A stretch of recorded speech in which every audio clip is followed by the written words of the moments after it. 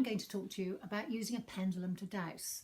Now, it's a very ancient practice, but it's not one that actually goes out of fashion, really. It's not much to go out of fashion. The water board still use water diviners to find where pipes are or water is underground. They don't seem to have developed a better way of doing that. So dowsing is actually the same principle as water divining, and it can give you a yes or a no answer, or don't know, but so every question that you ask of your pendulum has to be a closed question. The questions that you ask can't be ego-based, so you can't ask, you know, the person you went out with last night is going to be your the love of your life.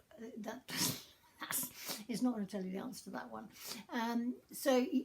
But when you're making flower essences, it tells you whether or not the flower that you're thinking of making an essence with, it'll tell you whether or not you need to make that essence or not. It'll tell you when you're choosing flower essences which essences you need. So from an energy point of view, it really does is very effective in terms of getting a yes or a no answer to things. In effect, you're connecting to your higher self by doing this, so you're getting a pure spiritual direction, if you like. I'm going to explain how it works in a minute. All the information about dowsing and making flower essences and how it all works is in my book. You can get my book on Amazon, and you can also get it on my website. Details below. So when you're dowsing, you need a pendulum. Now, you don't need to have anything fancy, but when you first start out, it's best to use a quartz crystal because it gives you clear messages. You can use all sorts of different crystals, and you can use all sorts of metals. Actually, they make them in metal and they make them in wood. You can use your necklace. You know, you can just use a pendant necklace, which I often do when I haven't got my pendulum with me, and you could use a conker on a piece of string, quite frankly.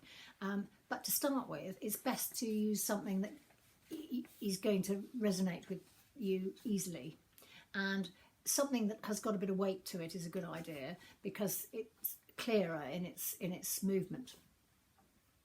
Now, you can get them online. It's probably best to go and find a crystal shop or a sort of alternative therapy type shop where you can actually see them and touch them, and then you can choose one that you really like. The trouble with buying them online is you're not really touching it to know which is the one for you. When you get your pendulum, you have to clean it. Whatever it is, you don't want someone else's energy attached to it, and the best way to do that is to clean it in salt water, and if it's a crystal one, to stick it in the sunshine and let it, it's a bit like a battery, it charges it up, it makes it more vibrant. To use a pendulum, what you need to do is to make sure you're sitting upright in a chair with your back straight, your feet, both feet on the ground, and you're sitting square, so that the energy through your body is centered. And you need to hold your pendulum, pinch it like between your thumb and your forefinger, and hold your pinched fingers downwards so that you're not affecting its movement really. It's more difficult to affect the movement. And you then need to, sometimes I find it to be quicker, is to sort of start it in a what I would call a neutral position, going forward and backwards, just a sort of that's my neutral really. You'll learn what your neutral is as you progress, and you need to practice this. This is really what it boils down to. You ask your pendulum for a yes, and it automatically actually starts going to the right for me. And then you go back to your neutral and you ask it for a no. And it goes the other way for me. It spins to the left. So whichever way your pendulum swings for you, one way is yes and the other way is no. And it can be the other way around from mine, and it could be forwards and backwards and left and right for yes and no. And but whichever way it is, it's going to be consistently one way for yes and the other way for no. You need to practice this several times a day for at least a week to really get used to using it and get used to the responses you're getting from your pendulum. And you just need to keep asking for a yes and keep asking for a no. And you can ask for a don't know, actually, and it'll tell you which way it's going to show you a don't know is. It's very useful when you're working with flower essences, because everything to do with flower essences really is for the good of all. When you start to dowse, the other thing that you need to do is ask for the right guidance. And you want to make sure that you are connecting to your higher self and you're not connecting to something else out there, because there's quite a lot going on up there. And it could be giving you false readings. So what you need to do is ask for, I always, please give me the highest and finest for the good of all and the harm of none, and for my highest good.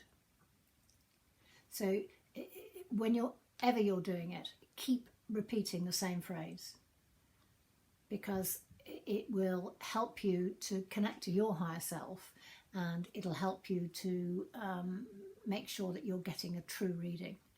If, for instance, you're getting lots of odd readings and it's all over the place, just calm down, take a breath, walk around a bit, sit back down, make sure you're sitting square and you haven't got your legs crossed or anything silly, and try again and make sure you ask the question, please, can I have the highest and finest for the good of all and the harm of none, and for my highest good? Okay? And then you will get a true reading, because you're talking to your higher self. And if you have your intention set, eventually you don't need to be repeating that so much, but initially you do, because you've got to get the connection right. You've got to get the if you like, the connection with your higher self has to be automatic, and that just takes practice, and that'll just eventually, in time, you can pick up any dowsing tool, and it will perform in the right way for you. But initially you need to be a bit more careful about making sure it's clean, nobody else has used it, and it's connected to your higher self and not something else out there. Thanks for watching today. I hope that helps you to understand how to dowse. You just need to go and practice. It just takes practice. Anybody can do it. Good luck with that. Bye for now.